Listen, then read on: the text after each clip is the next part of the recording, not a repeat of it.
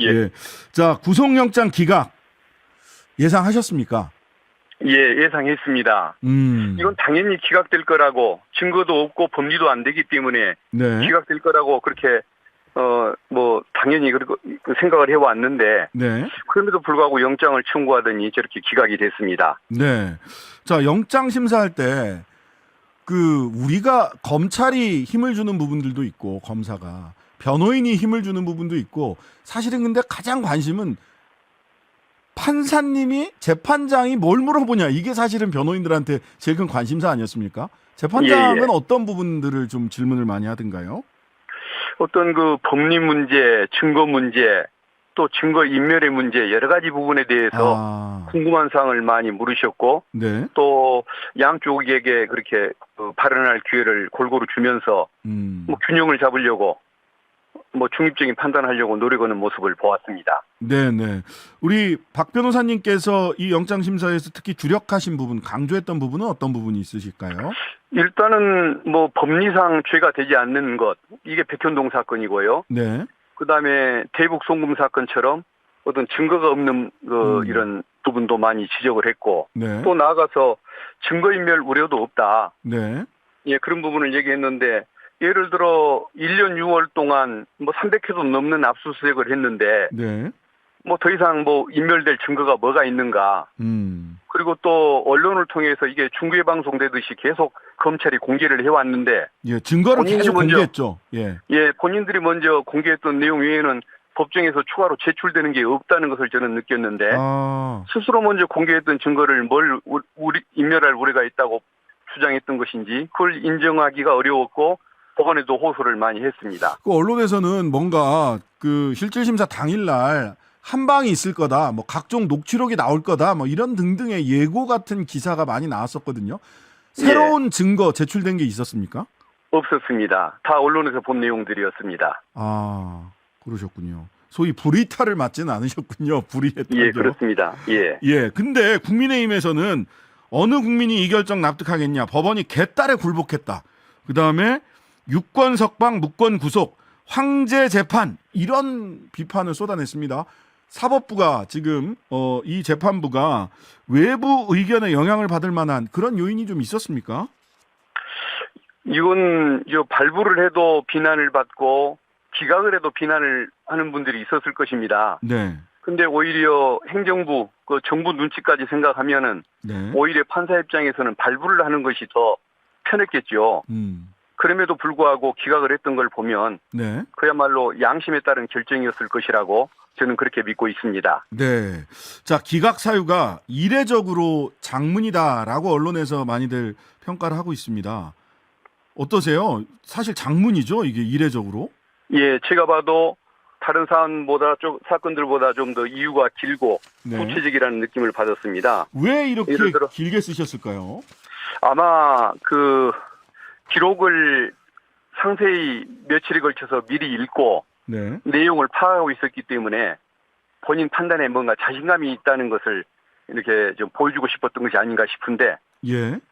예를 들어 기록을 대충 읽고 느낌으로 판단한다면 이런 판단은 쓸 수가 없는 것인데 아마 사안에 대한 자신감의 표현이 아니었을까 싶습니다. 자신감의 표현이다.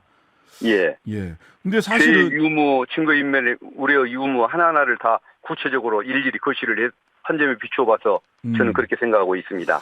근데 이게 쭉 보면 실제로 위증교사 혐의는 소명되는 것으로 보이나 증거인멸 염려가 없고 나머지 혐의는 소명되지 않으므로 나아가 증거인멸 여부 살펴보지 아니하고 영장 기각한다. 이렇게 한 문장으로 끝내도 됐을 만한 사안 아닌가. 전체를 보면 사실 소명됐다라고 하는 게 하나밖에 없잖아요. 예, 그렇습니다. 예. 그런데도 이렇게 길게 쓰셔가지고. 예. 자신감의 자신감이, 예, 저는 그렇게 생각하고 있습니다. 그렇군요. 그런데 어쨌든 검찰에서는 이런 얘기를 한단 말이죠. 위증교사 혐의는 소명됐다라고 하는데 왜 영장 발부 안 하냐. 이 소명됐다는 말, 여기에 동의하십니까?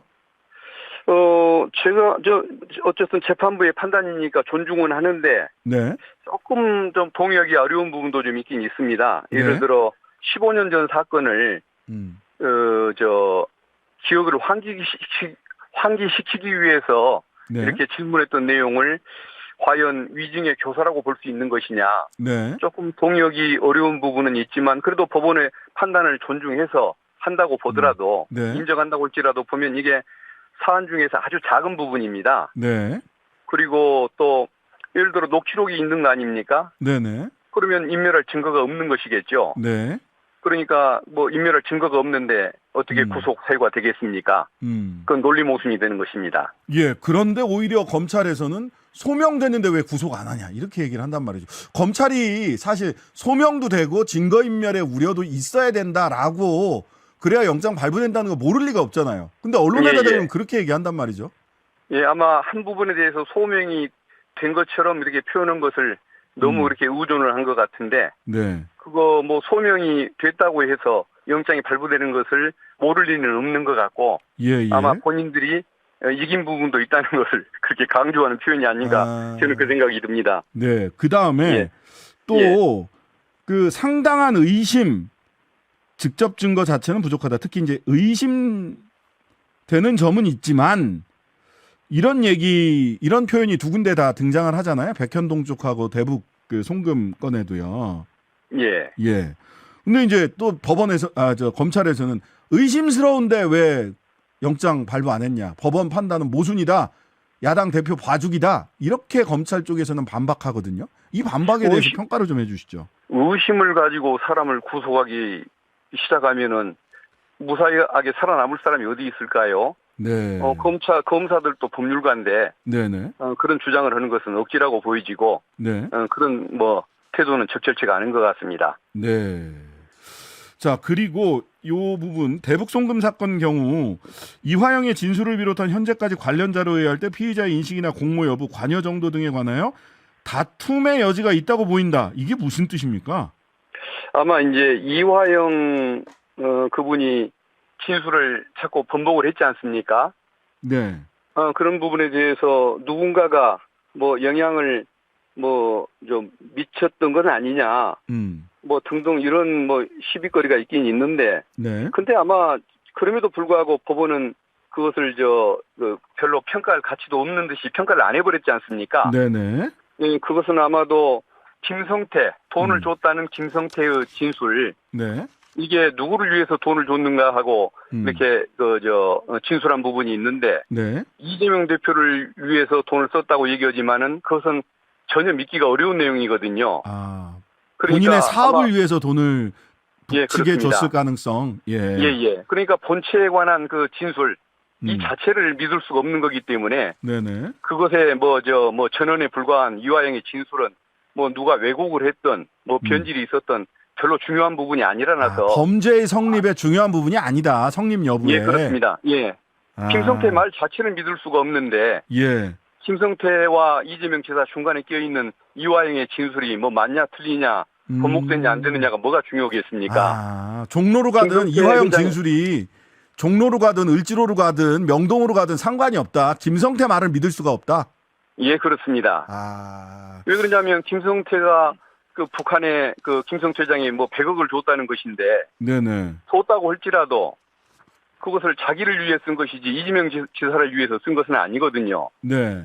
이재명 지사를 위해서 썼다고 한다면은 이재명 지사가 얼굴도 안 보고 차 한 잔도 대접을 안 하고 네. 그리고 전화번호도 입력이 안 돼 있는 그런 관계인데 네. 그 점에 대해서는 이재명 지사 그리고 김성태 회장 그리고 검찰의 판단이 다 똑같습니다. 근데 그 말을 어떻게 믿겠습니까? 얼굴도 모르고 만나본 적 없는 사람을 누가 100억을 쓰며 100억을 쓴 사람을 누가 그렇게 대접을 하겠습니까? 그러니까 이 사건은 증거 자체가 성립할 수가 없는 사건인 거죠. 지금 판사님은 김성태 진술 자체를 믿을 수 없다라는 판단을 하신 거다. 예, 저는 그렇게 판단을 하고 있습니다. 네네. 자, 그리고 이제 이화영 부지사의 진술 번복.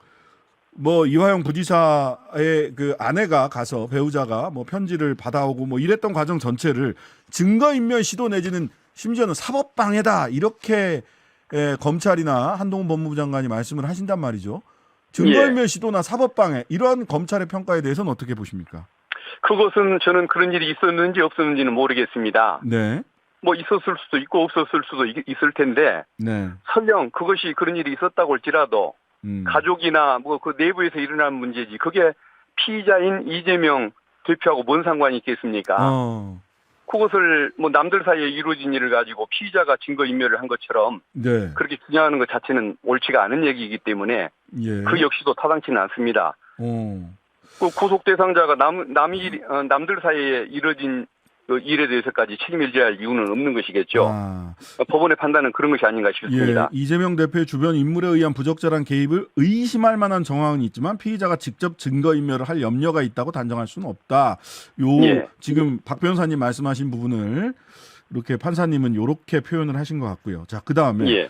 도주 우려에 대해서는 기각사유에 따로 명시되지는 않았는데요. 김웅 국민의힘 의원, 검찰 출신이죠. 검사 출신. 단식하겠다고 해서 병원에 들어눕는 것도 법률적으로 봤을 땐 도주가 된다. 이 주장 어떻게 평가하십니까? 그냥 하는 말씀 같아서 따로 평가하지 않겠습니다. 아, 그래요? 예. 예. 저는 이거 보면서 손준성 검사가 수사받을 때 4주간 병원에 입원해 있었는데 그럼 그건 어떻게 되는 거지? 하는 생각이 들어서.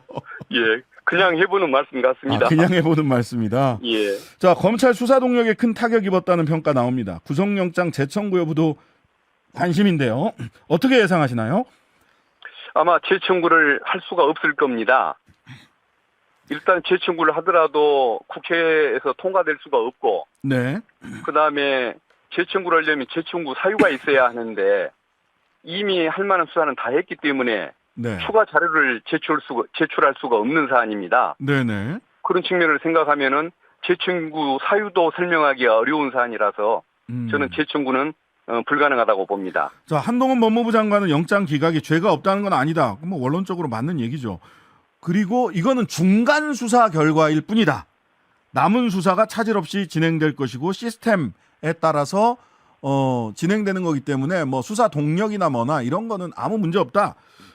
중간 수사라고 하는데 앞으로 그럼 1년 6개월 더 수사한다는 얘기인가요? 이거 어떻게 들으셨어요? 앞으로 1년 반 동안 했는데 앞으로 더 이상 뭘 할 일이 더 있는지는 모르겠지만 이 역시도 별로 평가할 가치는 없는 얘기인 것 같습니다. 예. 그러면은 지금까지 수사도 덜하고 대충 하고서 제1야당 대표를 구속하려고 했다는 얘기인 것인가? 네. 별로 평가하고 싶지가 않습니다.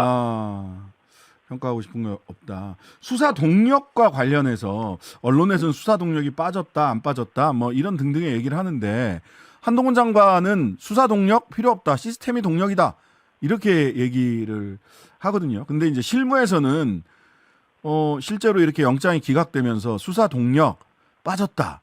이게 이런 평가들 실무에서는 좀 많이 하고 있지 않나요? 어떤가요? 예, 그렇습니다. 원래는 구속이라는 것이 수사의 동력, 기술을 위한 수단이 돼서는 안 되는 것인데, 네. 그럼에도 불구하고 그렇게 이용되는 측면이 있기 때문에, 그래서 이제 언론이 그렇게 평가를 하는 것 같은데, 사실적인 측면에서는 동력이 빠졌다라는, 그런 판단이 맞지 않나, 언론의 시각이 맞지 않나 그런 생각이 좀 듭니다. 네, 네. 특히 법원이 혐의 인정이 대부분 어렵다는 판단까지 이미 해버린 사안이기 때문에 그렇죠. 아마 본안 재판에까지도 저는 영향을 미칠 가능성이 있다고 보는데 그래서 동력이 떨어졌다라는 평가가 법적인 건 아니지만 사실적으로는 맞는 표현이 아닌가 그렇게 생각이 듭니다. 네. 자, 본안 즉 기소는 검찰의 태도로 봤을 때 기소는 당연하다 이렇게 이제 보시는 것 같아요. 결과적으로. 예. 검찰 리스크는 어느 정도 끝났지만 조응천 민주당 의원이 오늘 아침 인터뷰에서 그런 얘기 하시던데 법원 리스크 남아있다. 지금 진행되는 그 재판도 있고 이것도 기소되고 나면 법원 리스크가 남아 있어서 이재명 대표가 당무를 계속해서 수행하는데 상당히 지장을 받을 거다. 이런 얘기 하고 있습니다. 검찰이 기소를 할 텐데 법원에서의 이 소송 어떻게 자신하십니까? 예, 이것은 백현동 사건은 법리상으로도 죄가 되지 않는다라고 저희들은 판단을 했고, 대북 송금 사건은 증거가 없는 사안이라고 판단을 하고 있습니다. 네네. 그렇기 때문에 본안에서도 당연히 자신이 있는 부분이고, 이 부분들을 어떤 중심으로 해서 법원을 설득하는데 어떤 필요한 준비를 열심히 할 것이기 때문에 재판 진행 과정도 좀 길어지는 것이 문제일 뿐, 네. 어떤 대응에는 큰 문제가 없다고 저희들은 생각하고 있습니다. 네. 자, 그 검사장, 고검장 출신이시잖아요. 지금 검찰이 예. 그 아까 박지원 전 원장은 검찰이 정치하듯 수사를 한다. 이런 말씀 평가를 하시는데 이런 좀 검찰의 모습 보면서 마음이 속내가 좀 복잡하실 것 같아요. 어떠십니까? 예. 과연 검찰이 직접 수사권을 가져야 한다고 그렇게 주장을 하면서 저렇게 투쟁을 해왔는데 네. 남아있는 그 직접 수사권을 이용을 해서 하는 것이 세계 검찰청이 나서서 1년 반 동안 야당 대표를 잡는 수사에 그렇게 전력을 투구하는 저 자세가 과연 옳은 것인가? 네. 참 그건 수긍하기 어려운 부분인 것이고, 네. 그다음에 검찰 간부들이 사실은 저러면 안 되는 거거든요. 네. 본인들은 미래가 짧은 사람들 아닙니까? 네네. 3년 안에 또는 3년 후에 떠날 사람들인데 네. 후배들한테 저런 커다란 짐을 남겨주면 안 되는 것이죠. 아이고, 간부들이 좀 알겠습니다. 반성을 해야 한다고 생각합니다. 자, 오늘 말씀 여기까지 듣겠습니다. 지금까지 이재명 대표 측 변호인 박균택 변호사였습니다. 감사합니다. 감사합니다.